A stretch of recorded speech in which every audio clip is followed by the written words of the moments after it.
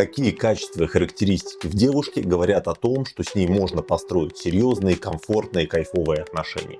Почему в принципе мы должны смотреть на какие-то там зеленые флаги, а не просто на ее внешность, либо на свое желание быть с ней?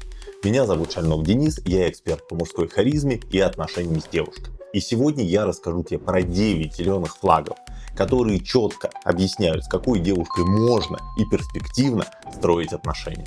Почему вообще важно смотреть на эти самые флаги? Дело в том, что когда мы начинаем встречаться с девушкой, на нас часто розовые очки.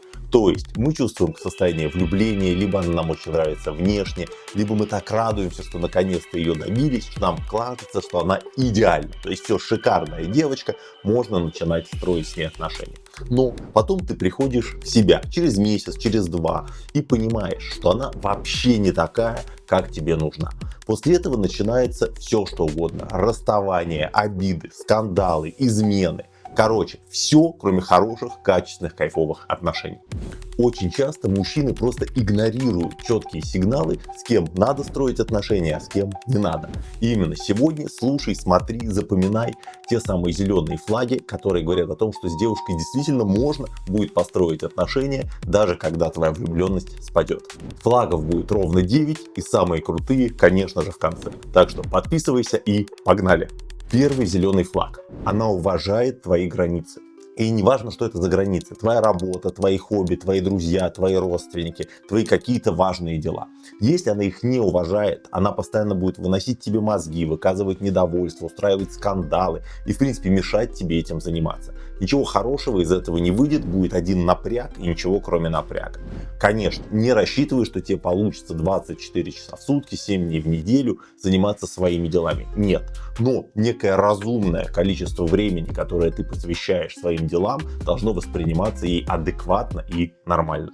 Этот флаг, он вообще основа нормальных перспективных взаимоотношений. Потому что если она будет запрещать тебе общаться с друзьями или заниматься чем ты хочешь, либо каждый раз устраивать скандал по этому поводу, ничего кроме негатива в отношениях не будет. Второй также важный флаг – это то, что она благодарная, то есть она способна испытывать благодарность. К сожалению, сейчас очень многие женщины живут в парадигме, что мужчина должен, мужчина обязан, и воспринимают все, что ты делаешь для нее, как должное. Неважно, придумал ты, куда сходить на свидание, просто проводишь с ней время, что-то подарил, смотришь с ней ее любимый сериал и не свой, что угодно. Она воспринимает, что так и должно быть, и никак на это не реагирует. К чему это приведет в отношениях? Приведет это к тому, что ты будешь постоянно вкладываться, пытаясь получить какую-то ответную эмоциональную реакцию, а она будет на абсолютном пофигизме. Таким образом, кайфовать в этих отношениях ты точно не сможешь. Третий зеленый флаг – это ваша сексуальная совместимость.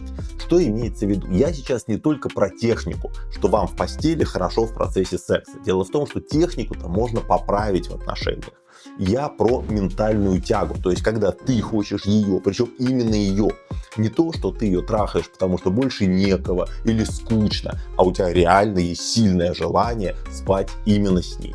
И важно, чтобы у нее было ответное желание, потому что если ответного желания не будет, ты будешь вынужден постоянно заново ее добиваться, вкладываться, что-то придумывать, примерно как при соблазнении. Но согласись, в длинных отношениях это крайне утомительно. Поэтому очень важно, чтобы девушку к тебе влекло, именно влекло в сексуальном плане. Тут важно понимать, что это не само по себе происходит. Есть определенные мужские качества, мужественность, сексуальность, самцовость в конце концов, которые вызывают в женщинах инстинктивную сексуальную тягу. То есть, скажем так, твоя инстинктивная самцово-сексуальная притягательность. И ее в себе обязательно надо развить. Как это сделать, я рассказываю на бесплатном вебинаре. Просто проходи по ссылке под описанием к этому видео и обязательно посмотри. Четвертый флаг – это то, что она умеет слушать и слышать. То есть ей важно то, что ты говоришь. То есть она способна реально долго сидеть, слушать твои рассказы, вникать. Ей действительно интересно твое мнение, твоя позиция. Ей интересны твои переживания. То есть она эмпатически садится так на ту же волну, что и ты. То есть вы действительно можете насладиться общением. И ты понимаешь, что когда ты рассказываешь, идет обратная отдача. То есть ей не пофиг ни в коем случае. Наоборот, то, что ты говоришь, наиболее важно для нее. Пятый флаг.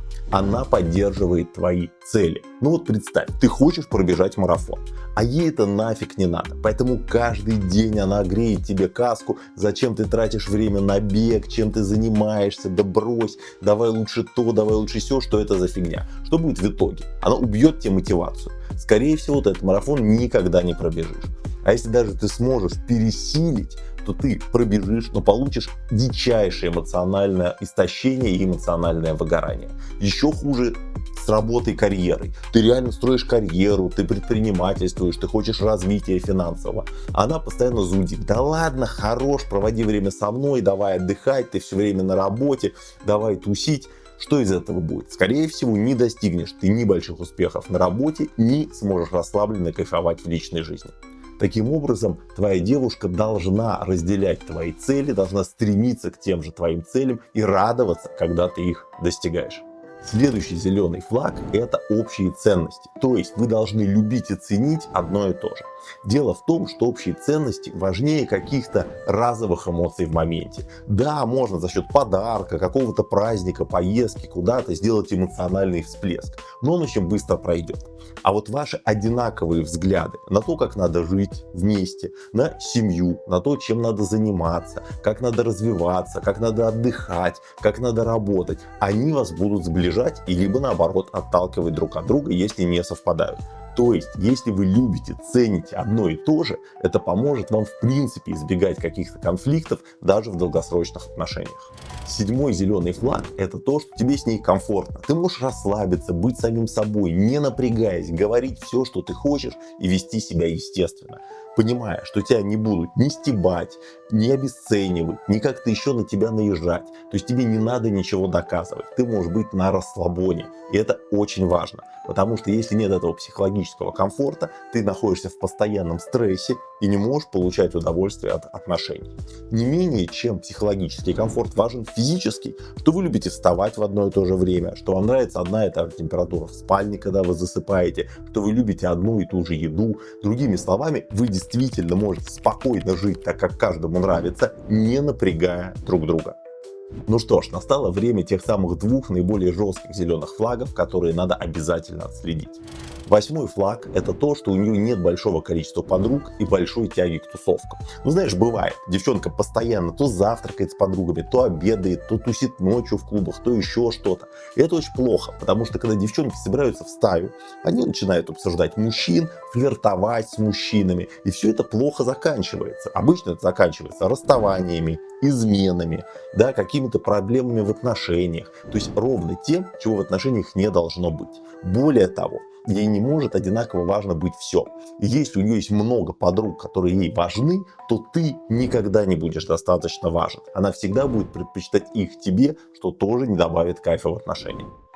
Ну и девятый флаг. У нее не должно быть друга или друзей мужчин.